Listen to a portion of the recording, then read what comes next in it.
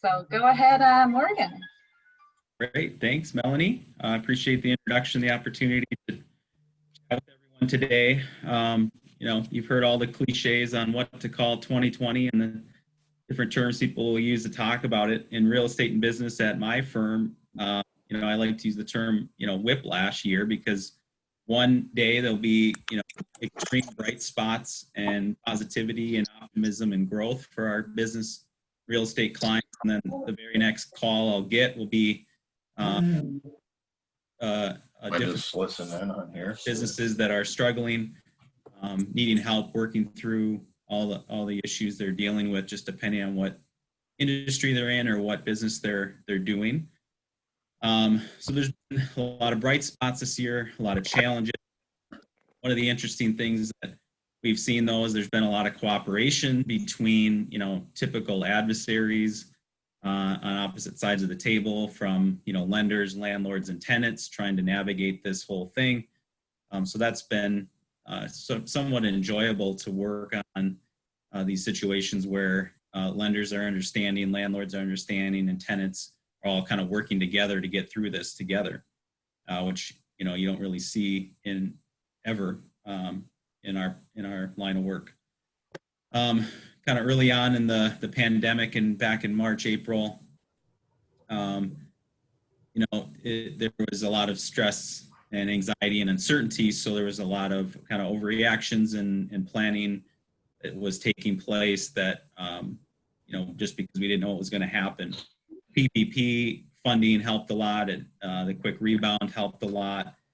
Kind of early on, some of the bigger retailers and national food chains, things like that, they were going to be in bad shape, and they ended up bouncing back fairly quickly and are in pretty good shape right now, and even expanded their sales and growth this year because they were able to sort of leverage their business model and position and capital to make the changes they needed quickly and adopt technology to get an advantage in the market, which is a little more difficult for local restaurants and things like that. Obviously, hotels and bars are getting slammed right now, getting slammed again. So we're working through a lot of commercial leasing issues as it pertains to those type of businesses. On the commercial leasing side, when it comes to medical offices, B and C, they're doing great. We're seeing a lot of industrial and construction leasing and acquisition that are doing well and that are growing. As everyone's seen, the e-commerce and Amazon and different online retailers, they're killing it right now. So we're seeing a lot of acquisitions for distribution and e-commerce centers, things like that for trucking. Businesses are expanding. The big areas of downturn are hotels, obviously, but even with that, we have clients that own hotels that have been approached by local governments and county governments for using the CARES Act money. So there's a lot of money out there for these governments to acquire hotels for homeless shelters, to sort of manage their COVID situations that they have. So some clients are, getting fair, full value for these hotel properties when there normally wouldn't otherwise be a buyer for them. Office buildings are down, and those are somewhat struggling, but there's still a lot of planning and maneuvering taking place in those where some businesses might actually expand their office footprint just because they want more room and space and sort of modify what they're doing. So that's something we'll continue to look at in 2021. March and June, we just spent a lot of time working on lease amendments for everybody, and the big thing was extending leases, deferring lease payments, pushing things back, using deposits to pay rent. Like I said, the PPP helped a lot to sort of stabilize things. So people are feeling good about being able to make the rent payments and things like that. The landlord side has been very flexible. I think you need to be careful on the landlord side. Always keep the value of your building in mind. So when you're being accommodating to people in this situation, you're not actually going to undercut the value of your commercial property by doling out too much free rent or deferring things too much without getting lease extensions in place and having a plan for getting that rent payments back up to speed. Right now, rates are so low that landlords can take advantage of refi, and they don't want to be in a position of not being able to do that because so many of their tenants aren't paying, or they've sort of undercut the value of their building because they didn't do these lease amendments and extensions correctly. We've been doing a lot of that work kind of early on in the pandemic, and it sort of tailed off a little bit. And now a lot of businesses are just sort of looking at, now what are they going to do when they have all this rent sort of piled up in the back end, which sounded like a great deal in March and April to push. So this is a webinar about moving through the pandemic with real estate. And so you're seeing a lot of planning and decisions being made as to what to do about that later on. Minnesota title was in my office.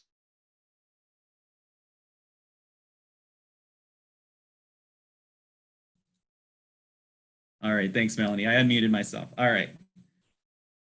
So on the residential construction, I'll kind of switch over to that residential construction and development side of things. We represent a lot of home builders and construction businesses and developers. Early on in the pandemic, it was, huge overreaction, and a lot of deals were pulled back. Earnest money pulled back, deals canceled, extended far out. All these things kind of happened really quickly in March and April. And then immediately, it was very quickly where May and June came around, and all of a sudden it was a complete shift, and it was pedal to the metal again. And you'll see, this year will be a huge year for new home construction development. Then we were kind of working on getting these deals back together, and so everybody was hoping to get things in the ground this year again. You have low supply, high demand, as everyone here probably knows. Home sales are up this year. And the big things are, the big areas of growth for our clients are the under 750,000 market, those new home builds, further out. Cabins are a big thing, getting cabins built and sold. So from July until, December, it's just been nonstop for our clients. I think I saw biggest construction year since 2006, and we're seeing that just anecdotally with our clients. And then 2021, everyone's feeling extremely optimistic, putting all their chips in the middle of the table, buying land, looking to buy land. Land acquisition deals continue to move forward, and prices are going up. We're seeing land acquired further out too. So that's been real fun to work on in our practice to have that sort of beacon of light in the middle of all this.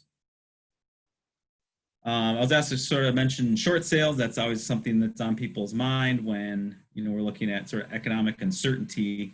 From 2009, 8, 9 to probably 2017 even, we had some short sales. Our firm handled thousands of short sales. It just was never ending, it seemed like, and just because of what happened with the financial crisis in 2008, you had huge market correction, overvaluation. You have people who are over leveraged with these adjustable rate mortgages and terrible second mortgages. And then you had the financial crash that was sort of caused by all that, and then on top of that you had weak demand and plenty of supply. So it just created this situation where short sales were a big thing, and it took a lot of years to work through that.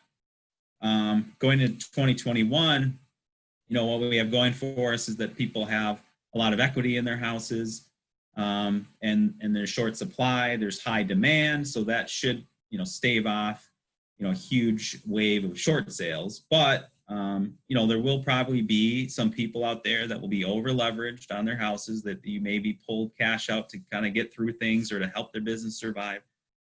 You'll have job loss and just general uncertainty in certain sectors. So you might see people that have be in a short sale situation where they have second mortgage judgments, maybe some liens, other things like that will cause them to be in a situation to have to short sale. And if the market continues to improve, those people should be able to, if they take quick action. So the people who wait till the last second, let everything pile up and don't do anything, might be out of luck. But if you can jump on this stuff early on and advise people, because the market's good, you should be able to work through the situation. You might also see some over leveraged landlords small landlords who have acquired, a little portfolio of single family houses, and maybe they use some lenders that charge a little bit more but have short-term terms on them that will be coming due, and perhaps they've sort of cross-collateralized everything, and all of a sudden they can't refinance. You might see some of that type of situation where there's short sales going on for those people. So that's my little overview of things we're doing here at Wilkerson and Hegna. It's definitely been an interesting year. Just one day, we're working on some big positive acquisition. Everyone's feeling good, and the next day we'll be kind of working through a mess. So it's weird year that way. We're typically, it's either one or the other. We're kind of going up or down, and now we're kind of doing both. So I'm happy to answer some questions. Thanks, Melanie. Thank you, Morgan. I didn't see any questions in the chat. If anybody has one off the top of their mind and wants to unmute, we do have a few minutes before Stephanie goes on. Morgan, I saw an article in the Sunday paper, Minneapolis Star and Trib, about the condos in St. Paul and Minneapolis. Can you shed a little light on that? And it seems like it's a buyer's market down there, totally different than residential out in the suburbs. Is that what you're hearing and seeing? Yeah, it's a buyer's market, especially for the higher end condos is what I've seen, where, even some of the lower, class B and C condos that are more affordable are still doing fairly well. But yeah, that downtown market is really tough for those types of things, the higher priced condos, office space. And so that'll be the big unknown in 2021 to see how down bounces back and how quickly. And again, it just sort of depends on the industry and the area specifically. So. And Morgan, if you want to type in the chat your name, number, and email, just in case somebody wants to reach out, has further questions, or wants to connect with you, then they'll have that. Yep, sounds good. And then we will move on to our second panelist, Stefani Havel. She's a branch sales manager with Wells Fargo Home Mortgage. And as a sales expert, she has the proven ability to maximize sales in a highly competitive market, and is a dynamic leader, team builder, consistently moving towards motivating others for success. She's really passionate about teaching and mentoring her team to understand the importance of serving all clients in areas of financial health and homebuyer education. In 2011, Stefani was selected as Loan Officer of the Year by the Minnesota Mortgage Association, and she was the #1 recipient of this ongoing award given to originators who are outstanding and excel in loan origination, customer service, and community outreach. She's a lifelong resident of Minnesota. So welcome, Stefani, and the floor is yours. All right, well, thank you, Morgan, and thanks, Mark, everybody, for having me. I'm super excited to be here, and I have some really, really great news to share with everybody. So one thing if you can all get a pen and a piece of paper, because you're gonna wanna take notes. I'll do my best to put some stuff in the text chat when I'm done talking, but I'd love for you to take a few notes through the presentation. And thank you, Morgan, you set me up for a couple of things in your presentation really relevant to what I wanna talk about. So what I wanna share with you today is talk about the minority and LMI opportunity in the Twin City area. So LMI is low to moderate income. And unfortunately, Minnesota has one of the largest home ownership gaps for our minority and LMI customers.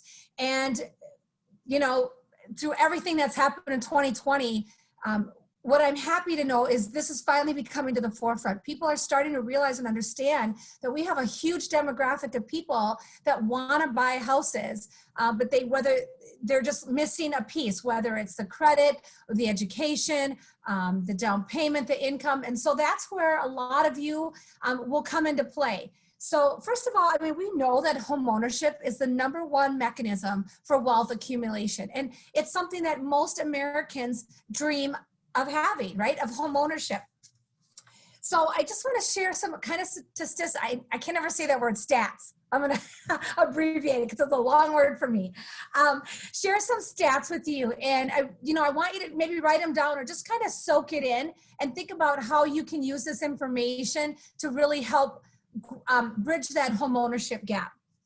So within the current decade, the overwhelming majority of new household formations is expected to be diverse. And then the decade following, that's going to be even a larger percentage. So we know that, you know, Morgan talked about, you know, the housing and the shortage, obviously, right? There is a big shortage. And we'll talk about some of those things and why we need those condos, specifically Minneapolis, and those investors that need to unload properties. Because there's going to be a large surge of people coming out looking to buy homes. And so within the mortgage industry, 60% of all loans are at the conforming loan limit. And what that means is our conforming loan limit is $510,400. So 60% of the purchase business that's done is below, their loan amount is below $510,000. All right. And so in 2019, so here's where I want you to write some things down and kind of food for thought for you, if you will. In 2019, national home ownership rate was 64.8%. However, it was much lower amongst the minority and low to moderate income communities and households. So in the Asian population, home ownership rate was 58.5 compared to that 64.8. Hispanic was 47.8. African American was 42.7. And low to moderate household incomes was 50.9. So all of these minority and low to moderate income households didn't make up as much as the home ownership as the national average. And that's where I'm really passionate about making that up. How do we bridge that gap? How do we help these people? Now, people will ask me too, you know, Stephanie, what's the low to moderate income? So in the Metro County area, it's different for cities and counties across the country. So I'm just speaking for obviously us, the Twin City market. So that area median income is $77,840. So when we talk about 50% of LMI households, that their income was at $77,000 or less. So that's really where those are the people that we want to kind of target. Now, there's a lot of different opportunities. You know, I work for Wells Fargo, and we are a very philanthropic company, and we're very committed to homeownership, as I know many of my other lending institutions across the country are. But we really always are kind of just looking for ways and innovative ways that we can help these groups obtain that homeownership, right? They want to accumulate wealth as well through homeownership. So a couple of different things. There's some organizations, and some of you on here may know about them, some of you may not. And if you don't, I really encourage you, again, write down the names of these organizations and check them out. There is NAHREP, it's NAHREP, and that's the National Association of Hispanic Realtors. Okay, obviously they work, the realtors. You don't have to be this demographic to join the group. You do not have to be Hispanic to be a part of the NAHREP group, because we want all people helping, but that's where they focus on is the Hispanic organization. There is NAHREB, N-A-R-E-B, and that's National Association of Real Estate Brokers, and they are focused on helping out the African American community. There's ARIA, which I sit on the board of. It's the Asian Real Estate Association. So there's a lot of organizations. They're national chapters, but each one has a chapter right here in Minnesota. They have Facebook groups, but they're fantastic organizations that are working to help these different communities bridge that home ownership gap. So we're always looking for new members to join. Again, I know they all are. I can just speak for ARIA because I'm on the board there, but at Wells Fargo, we have team members that participate in all those different organizations. And then it's you. You're the boots on the ground. You're the ones that are spreading the information, reaching out to these communities and these businesses to help provide information for these people. And so one of the programs, so some of you may be familiar with Minnesota Housing. They're a state agency. And actually in 2019, they, I'm just reading their stats here. They had over 5,100 households that did mortgage loans and down payment assistance. And they helped over 21,000 households with home buyer education and counseling. So I'm telling you, gang, there is a huge need for this. And the biggest thing that we're seeing is it really, a lot of it just comes down to education, because they may be lacking in one resource or the other, but they don't have the education. So they may say that, gosh, I have a good job. I've worked at my job for 3 years. I've maintained my credit, but I'm just having a hard time coming up with money for down payment. Great. We can educate you on ways to save and budget. They might say, I make great money and I got a ton of money in the bank, but my credit sucks. I screwed up, and how do I get my credit better? Great. Let's provide you with some education and do some credit counseling. So that's where I get really passionate about, is just the education and the home ownership. So the one other thing that I really want all of you to know about is it's huge. It's a massive event that is coming on January 11th. So if you have not heard about it, listen up, here you go. It's called Neighborhood Lift. And so, Morgan talked about, you might have some investors that have properties they need to sell, maybe, or these condos in Minneapolis and St. Paul. So Neighborhood Lift is a down payment assistance program that is coming to the Twin Cities, and it's for Minneapolis and St. Paul city proper only. Okay, I live in Blaine, so it's not for Blaine, even though it's a suburb of Minneapolis. People have the opportunity to get a $15,000 down payment assistance. That's $15,000 in down payment assistance that's forgiven. Bye-bye, thank you, after 5 years. So what the process is right now there's gonna be 425 people that are eligible for this program.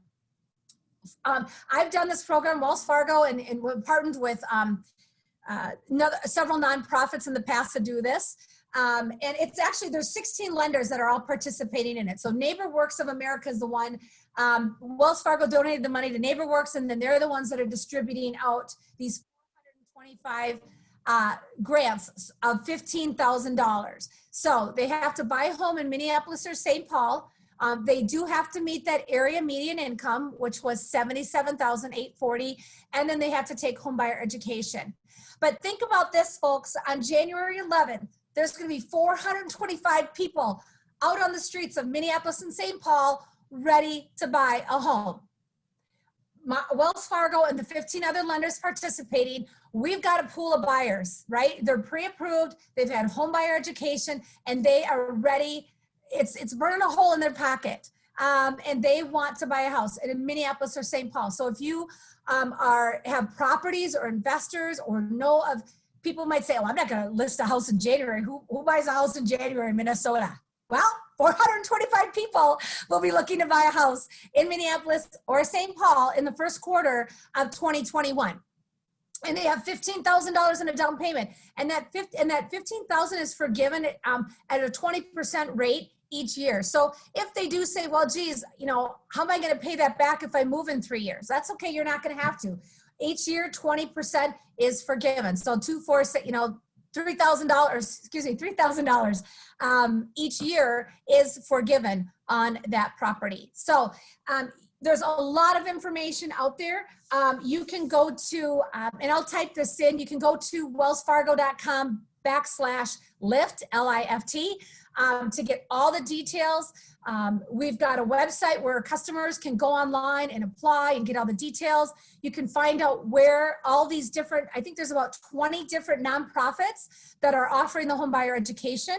There's 16 different lenders. Of course, I want you to choose Wells Fargo, but there's 16 lenders total that can offer this program. So not every single mortgage company has the opportunity to offer this. So really encourage you. It's called Neighborhood Lift, wellsfargo.com/lift.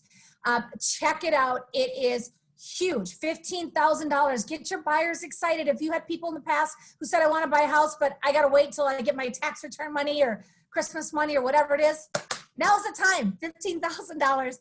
And again, Minneapolis or St. Paul, we need listings too. So get those properties, those condos, houses, whatever you got, bring them on, because 425 people will be looking to buy them in January, February, and March. And going forward, but like I said, it's going to be burning a hole in their pocket. So, okay, how was I on time? I forgot to check my time. You're right on time, Stephanie. Thank you for all of that. So if you go in the chat and put in your information, there is one question that somebody typed in there as well. Okay, so, let's see. Otherwise, I can read it. Where do I go? Can you read it to me? I can't find my chat thing here. Yes. Let me see here. So the question is, when you say meet the 77,840 median income, this means below this amount, correct? Well, at or below. And again, it's for the person who's applying for the loan. So if you have two people on the loan, you got a husband and wife, but just the husband is applying, we just use the husband's income. So yes, 77,840 or below. You can't round it up to 78. It has to be that. And that's the area median income. That's not set by Wells Fargo any lender. That is the national median income that was set by the federal, I don't know, the FFIEC. Yes, them.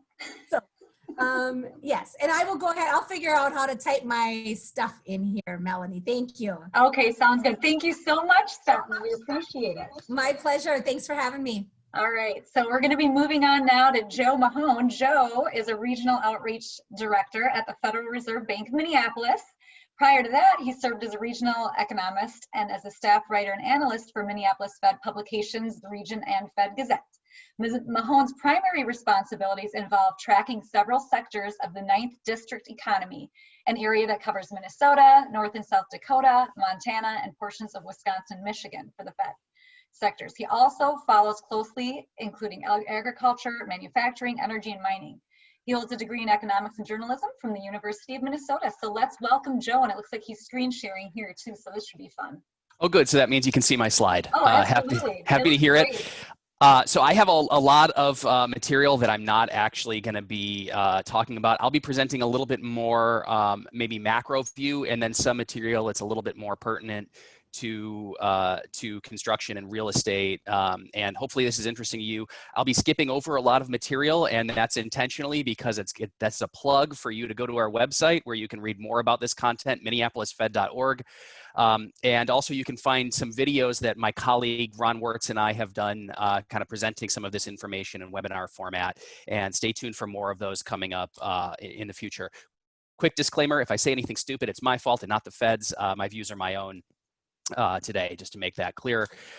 So I'm gonna skip over some of this stuff real quick. Basically, I'm gonna run down some survey results. I'm gonna talk a little bit about the challenges that this pandemic has presented for myself and my colleagues, and our job is to follow the economy in our part of the country. The 9th Federal Reserve District, as you see on this map here, covers the sort of north central United States. So our region includes Minnesota, also North and South Dakota and Montana, and then portions of Wisconsin and Michigan, the northwest portion of Wisconsin, the Upper Peninsula of Michigan.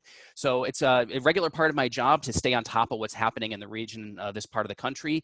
A lot of the normal data that we have available to us that we use to do that was coming out a lot more slowly than we'd like, given how large of a shock the pandemic was to the economy and how quickly it happened in particular.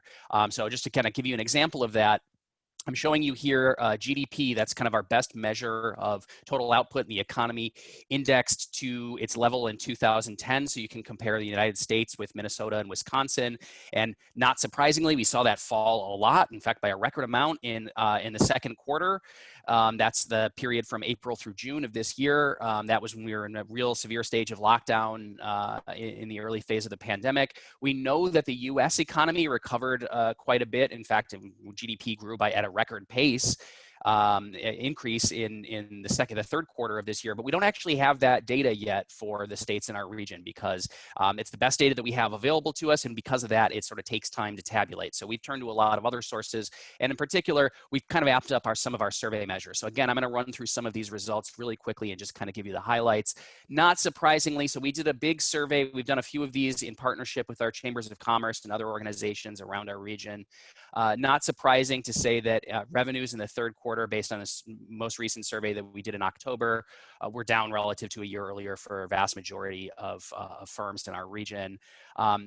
Maybe more surprisingly, still a good share of them, about 2 in 5, telling us that their revenues in the third quarter of this year, from July through September, were down compared to the second quarter when things were really bad. So a larger share telling us that their revenues had increased, but also still a large share telling us that their revenues were going down. Actually, the outlook for the fourth quarter of this year and into next year was pessimistic for nearly half of these firms. They were expecting continued decline. in revenues in the fourth quarter. But the big picture I want you to take away from this is this varies a lot by sector. So not surprising to know that the biggest impact has been on leisure and hospitality, dining, and food and drink. Those are the sectors that have been most hurt.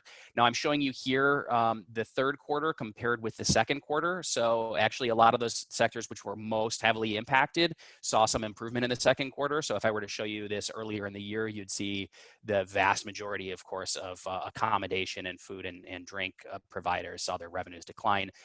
So just keeping that comparison in mind, we're comparing the most recent 3 months to the worst phase of the pandemic for those businesses. But what I want to draw your attention to is the difference between what we're seeing in the construction industry. Now, the construction industry fared pretty well in the early phase of the pandemic, as a lot of you know, and in particular in residential construction, and that continues to be the case. And you'll see that finance, insurance, and real estate is actually kind of the sector that's doing the best during this period. So I'm going to skip over some of this material. Bottom line, obviously, not surprisingly, a lot of staffing cuts, but relatively and relatively balanced in terms of size and sector. Expectations for further staffing cuts coming at the end of the year. Wage growth, a lot of firms, this is sort of exceptional during a recession. A lot of firms cut wages during the early phase of the pandemic. And there's some expectation for increase over the coming 6 months. And that's, again, more heavily concentrated among the larger firms.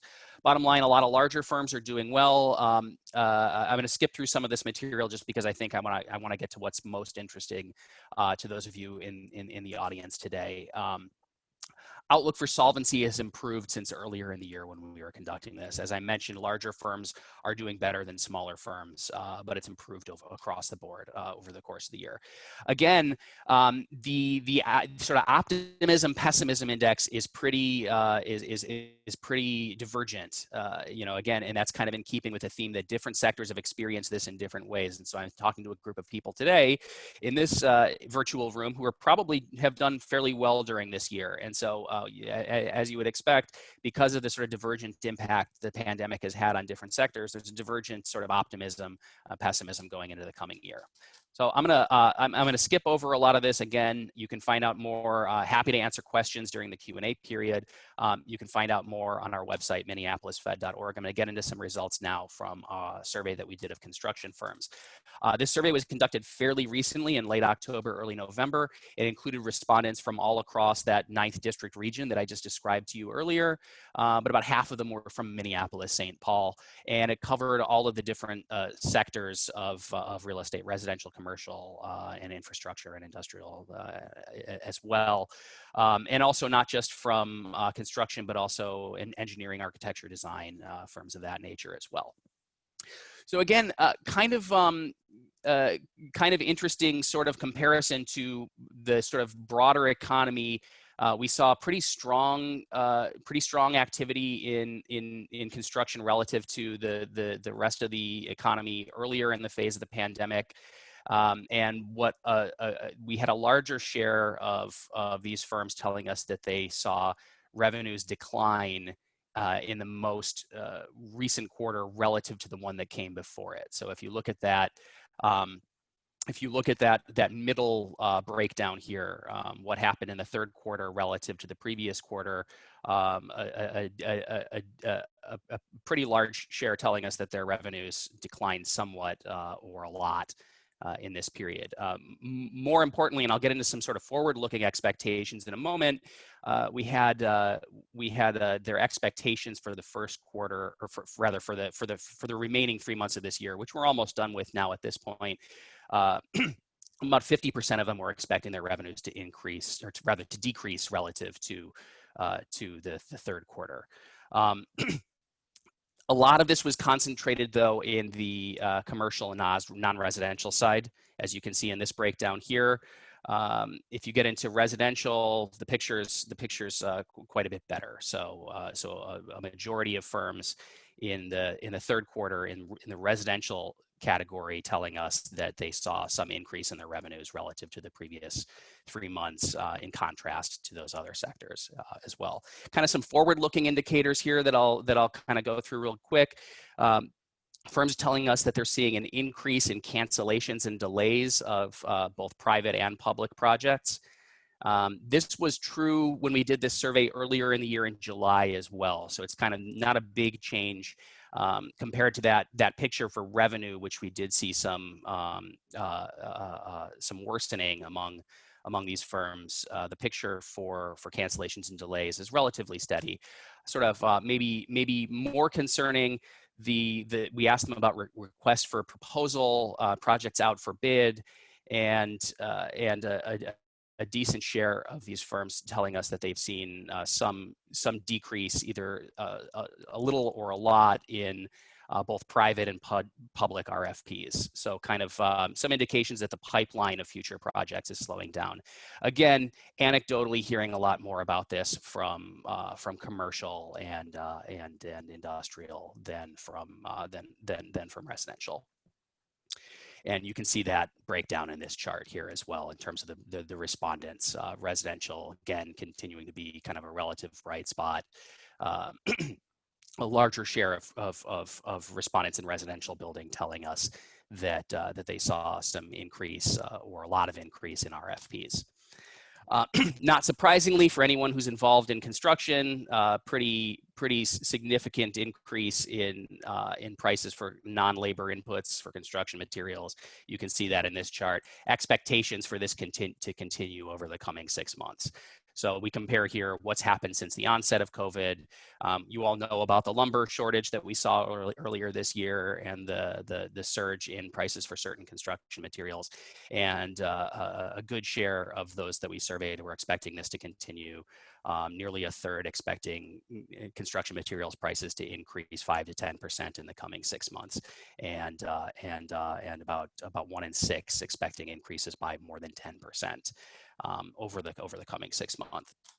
That's kind of the outlook there. The good news, I mean, aside from the fact that the sector overall has been relatively a bright spot in the economy over the pandemic, is that the outlook over the future for solvency among these firms is pretty positive. A strong majority telling us that they could stay solvent under current conditions for longer than 6 months. So I'm going to wrap up just by going through some kind of more sort of overall kind of indicators of the economic outlook. I'm going to share some information. Again, I'm going to put in a plug for our website, minneapolisfed.org, and show you. I'm going to skip over some of these employment figures here and show you some slides from our COVID indicators dashboard that we have. Again, if you go to our website, you can find this on our homepage. There's a link to it. We've been tracking a number of these other kind of higher frequency data indicators of how the economy is faring since the onset of the pandemic. A lot of them are going to look like this chart here, where I'm showing you job postings on Indeed across our states. You can see Minnesota's that kind of navy blue line at the bottom there. And this is a year-over-year change going back to March in job postings. You see, of course, as we all know, a big decline in late March and April. And some actually, by historical standards, fairly rapid recovery since then, but we're still below where we were a year ago in most of the states in the region, and Minnesota in particular. So you're going to see that pattern in a lot of the charts on our website, on our COVID dashboard. The bottom line I want to leave you with here is this is all contingent on our ability to get the virus under control. And I think making these multi-state comparisons is really interesting for this purpose. So again, not news to anyone listening today that Minnesota is currently kind of a hot spot for new COVID cases, and you can see that on the right here. The surge that we're seeing in cases right now is not just due to better testing, but actually due to more people actually being infected, and you can see that in the positivity ratio chart on the right. So it's not just that we're testing more people, but more people who are getting tested are testing positive. That fortunately has been trending downward in Minnesota over the last couple of weeks, but still relatively high historically speaking, or rather relative to recent history. And here's the thing that I really want to leave you with here. A lot of the rhetoric about the impact of the pandemic on the economy has focused on the state level responses, the lockdowns, and how bad those have been for businesses, business closures. Well, if you look at the comparison to South Dakota and North Dakota, which has been much more laissez-faire in terms of the responses, in terms of the mandatory social distancing requirements, you see a fairly similar pattern. Some quicker recovery in those states over the summer when caseloads were lightening, but I really want to draw your attention to foot traffic to bars, and we get this data from cell phone providers. A lot more, again, of this on our website. You can look at visits to malls, you can look at visits to recreational destinations, and people traveling to their workplaces versus staying at home. And all of these indicators, you're seeing decreases in mobilities that preceded, even in Minnesota, the increased lockdown measures that the state has put into place recently. And those are directly in response to the increase in infections. So people are making their own decisions and deciding that it's higher risk to go out to restaurants, to go out to bars, to go to the mall, and they're deciding to stay home. And they're making those decisions because of the risks that they perceive, and not necessarily because of policies are in place. So that's kind of the point I want to get in terms of long-term, or the outlook into the middle of next year. So much of our economy is driven by consumer spending, and we're not really going to see a robust recovery until this virus gets under control. To that end, obviously, news about the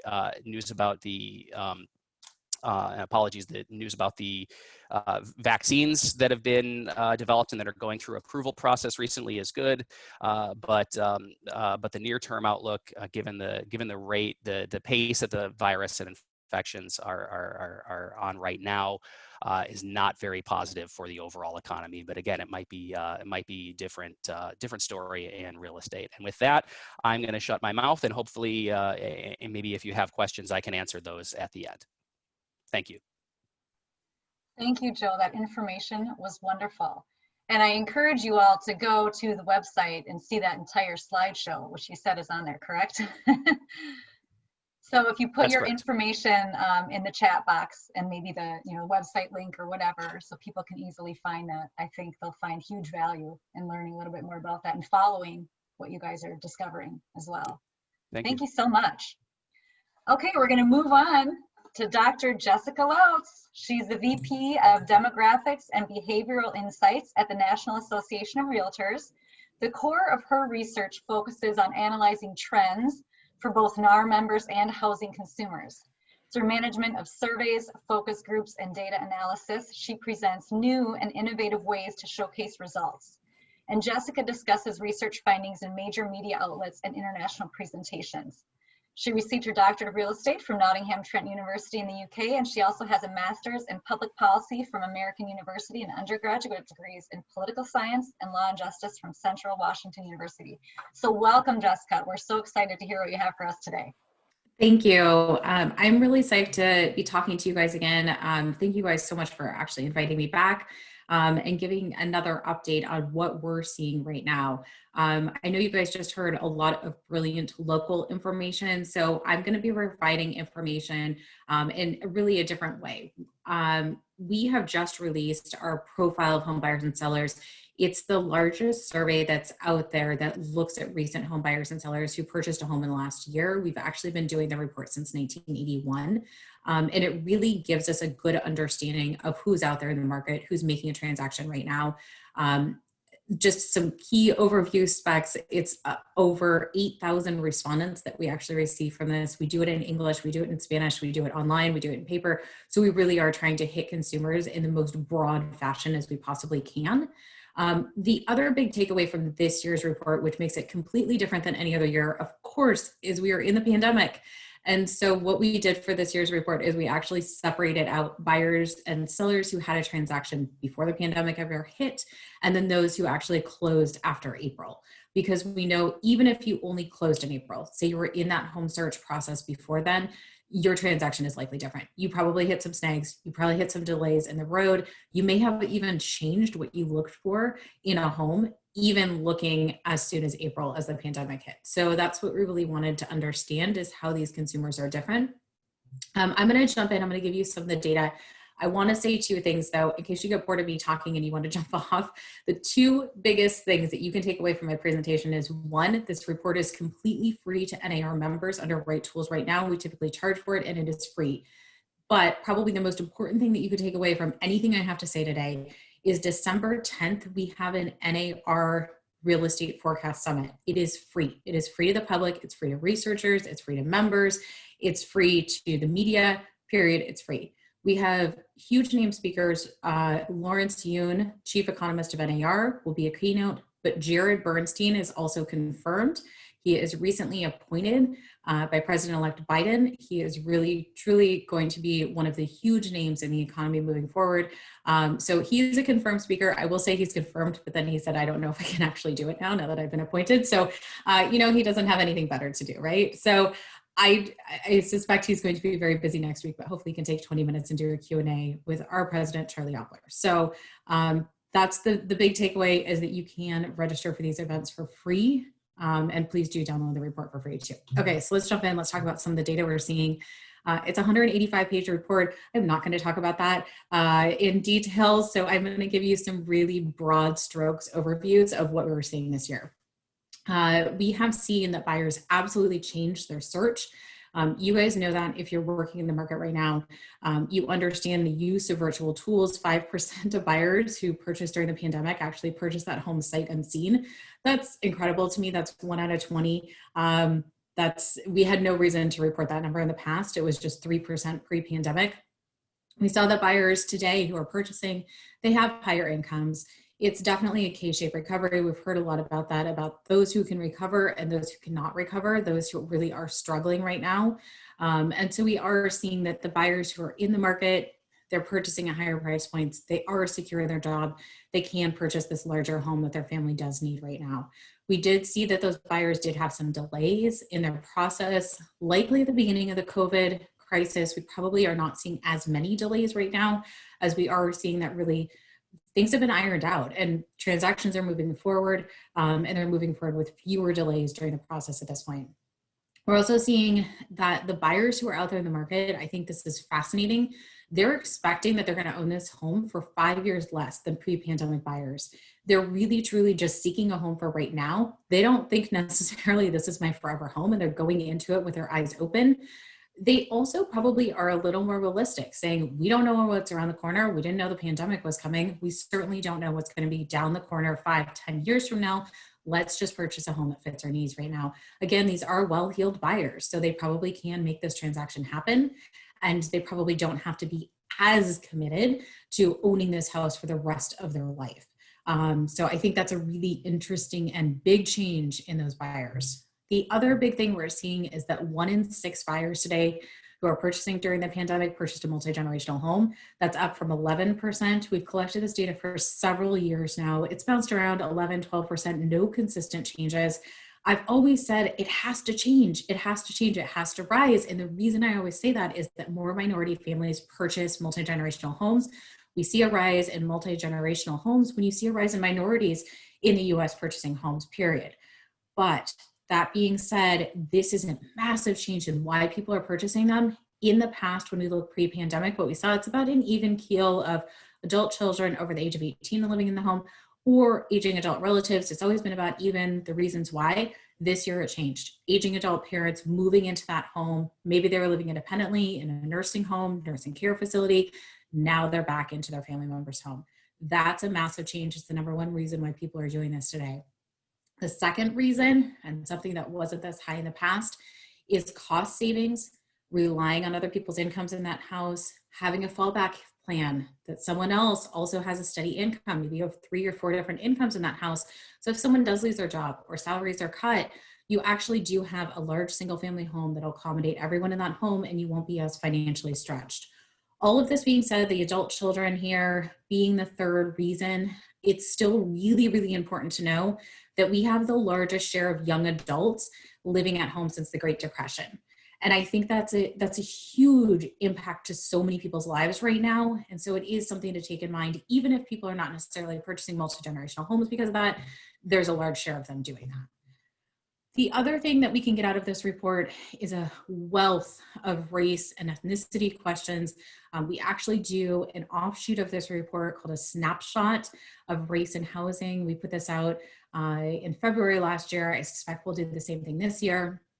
The homeownership rate gap by race is astronomical. And it truly is larger today for Black African Americans and white Caucasian Americans, the homeownership rate, than it was when the Fair Housing Act was started back in 1968. The gap is wider today. And there's a number of reasons behind that. This is just one, again, it's a very large report. This is just one of the many reasons. The denial rate for successful home buyers is more than 2 to 1 for Black African American home buyers. And this is among successful home buyers, those who actually did purchase a home, who have a good debt to income ratio, who have a high income, a good credit score, and they were able to find someone who would accept their application, but they were still denied for mortgages during that process at a much higher rate than what we see for white Caucasian buyers. All right, another one, baby bust. We have seen a massive baby bust in this country. We have more than a 35-year low in birth rates overall. What this chart is showing you is essentially how that's being reflected of home buyers today. When we look back at 1985, 58% of buyers did have a child under the age of 18 in the home. And today we have hit an all-time low. Truly not seeing children in homes that are being purchased today. Some of this has to do with a larger share of repeat buyers who are in the market. Some of it has to do with this drop in birth rates. Also, people having children at later ages. So the first-time home buyer, their median age is 33. Maybe they have a buyer at a later age, or a child at a later age, not a buyer at a later age. So we definitely are seeing some changes here. There's some huge implications for housing, what people need from housing, the location, the schools. How do these all come into play for these buyers if a child is not on their radar? A lot of this has to do with income. A lot of this has to do with the cost of childcare, $2,000 to $3,000 per month for a child in daycare. That is really, really expensive for someone to think about having a child. So we are seeing this drop in birth rates and again, this very big change in who has a child in their home as they're buying. All right. We are also seeing a drop in marriage rates in the country. And you can see that again mirrored in the first-time home buyers, seeing a little over half of first-time home buyers are married today. During the pandemic, this is the entire year, but during the pandemic, we have seen a rise in unmarried couples. We've seen a rise in roommates purchasing homes together. People pooling their income, saying, I'm tired of renting. I need a bigger home. I need a less dense area. I can't move home with my parents. Let me go buy a home. And I'll just do it with my roommate, or I'll do it with this unmarried couple that I'm with, and we'll just have this quarantine couple. I don't know, but they're buying homes together. Certainly seeing it in the data. All right, the drop in first-time home buyers, it's at a 33-year low. This report is among primary residence buyers, but we really have seen this drop in first-time home buyers. There's a myriad of reasons behind this: low inventory, home prices skyrocketing, double digits in some areas, home prices increasing on a year-over-year basis. The other one that's in the underlying data that is kind of lost sometimes is that last year we saw a peak. A third of first-time home buyers actually received down payment assistance from friends or family. So mom and dad were essentially bankrolling their down payment. Cool. But this year we saw it drop to a quarter. A lot of families can't necessarily do that. And so we are seeing that retraction in first-time home buyers, it's likely because that family help is not necessarily there at that same level. So I think that's one of the reasons. The other one, the first-time home buyer age has hit an all-time high for last year and this year. It's hit 33 for a median age. I think it becomes a little uncomfortable for a 33-year-old to boomerang back, live at home, not pay rent, and then save for a down payment, as opposed to perhaps someone in their 20s who would feel more comfortable doing that. So I think there's a lot of familial factors feeding into this drop in first-time home buyers.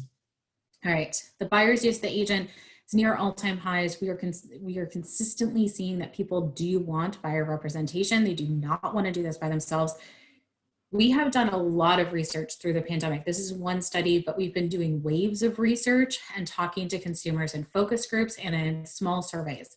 And we have heard the anxiety level is at all-time highs for everyone in America right now. But especially if you're making the biggest financial transaction of your life, the anxiety is there. And people really want someone who they can trust. They want someone honest. The skills with technology, they don't really care that much, to tell you the truth, when we look at the data, but they do want someone who really is going to be their representative through this process and negotiate and be on their side. When we look at sellers, we also see the same sort of data points, but I have to say the urgency there for sellers is really, really urgent. They need to sell. They're willing to give incentives, especially for remodeling, home warranties. They've been in their home for a long period of time. They know that there's things to fix.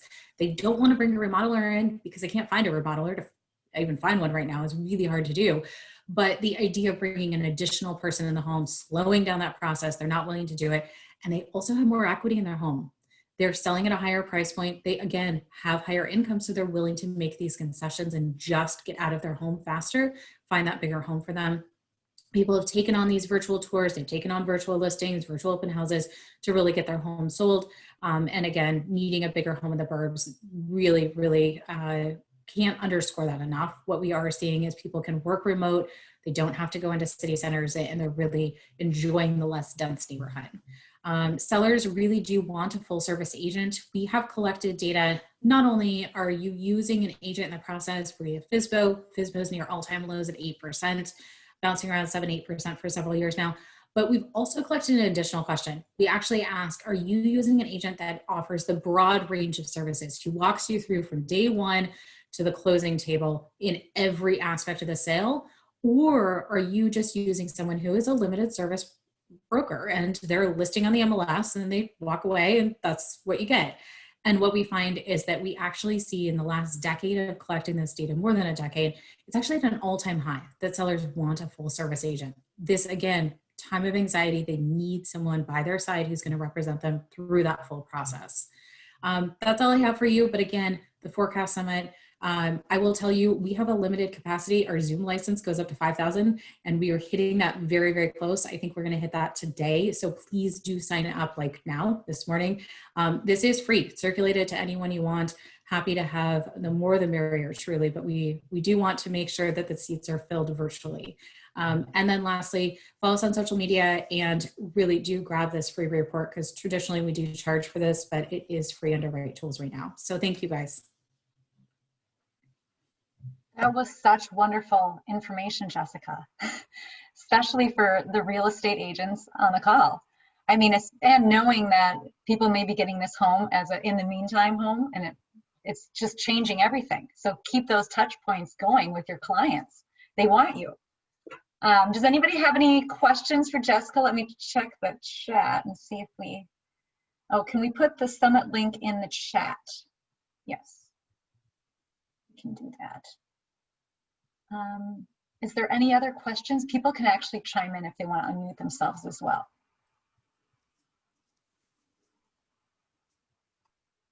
No? Actually, I have one, and this is for Stephanie and for Jessica. The disparity between the haves and the have-nots, I'll say. Why is Minnesota the lowest? What are we not doing that other states are doing? Why is Minnesota so low? I don't get it.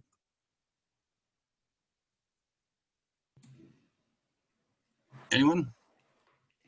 The haves and the have-nots. The K-shaped recovery that we're having right now, it is really showing the inequity and the inequality that we do have in America. And it is incredibly disturbing when looking at the homeownership rate by race. And when we do see that by state, I know that in some states, it's actually single digits for the African-American homeownership rate. I don't know all of the underlying reasons why it is lower in some states versus not. But I know it is. And I know that there's a lot of historical reasons why overall, when we look at a nation, why it is lower. The denial rate for mortgages is just one, but the ability to transfer wealth to the next generation is also another problem. And so if you have a lower homeownership rate for African Americans, you know that the next generation is probably going to also be lower, because the top way that first-time homebuyers really do enter homeownership is not just savings, it's also from family knowledge transfer, but it's also a family wealth transfer. So especially if you've been burned before, you lost your home in the Great Recession, you're probably going to be less likely to encourage a future generation of homeowners who are your children. So. Okay. Yeah, and just to add that too, I mean, I don't really have an answer for it either, Mark. I just, like Jessica said too, I think there's a lot of factors that play into it. But what I would just say to the flip side is, exactly, what I talked about it and Jessica did as well, is that we know it exists. Like, wake up. It's real. It's real. My data, Jessica's data, it doesn't lie. And so instead, you know, it is a great question, why? But what are we going to do about it? To me, is the better question. Is how are we, as people in the real estate community, what are we doing? Wake up, people. We've got to these organizations, these trade organizations that support these communities. You know, just even, you know, institutions as well. We all need to get on board. And again, that education. There's so many great nonprofits out there that provide education. And again, it varies. Some of them need credit information. Some of them need budgeting, saving information, income information. It varies. But the underlying key really too is education, and then awareness, getting that information out there, because it's there, but nobody's telling them about it, or they don't know where to get the information. So I have a lot of colleagues who've studied this question, and I'll just make two comments on this relative to Minnesota's history, one positive and one negative. The positive side is part of the reason for the disparities that we've seen is historically Minnesota has been a state that's been great at providing upward mobility for most of its citizens, and historically most of the population of the state has been white. So historically, the state's done a really good job educating its population, making credit available to them, and making housing available to them. A lot of the growth in the minority population that's taken place in Minnesota over the last several decades has been a migration from other states, and they haven't been able to benefit from that historical legacy as much. The other historical legacy that is not so positive is a legacy of institutional racism in our housing policy, which has made the generational transfer of wealth more difficult for communities of color. And I would highly encourage anybody interested in this question to look into a project at the University of Minnesota known as the Mapping Prejudice Project, where they've done a heroic effort documenting all of the properties in the Twin Cities with racial restrictive covenants on them, which are not legal anymore, but had the force of law for many years, and made it difficult and impossible in some cases for African Americans and other communities of color to own homes. Thank you for that input, Joe, too. Yeah, thank you very much. yeah, Well, if you we're at haven't watched that 11:02. seminar, it's really good. I'm sorry that the one that you just mentioned, Joe, I did. I've had the opportunity to hear that. It's amazing.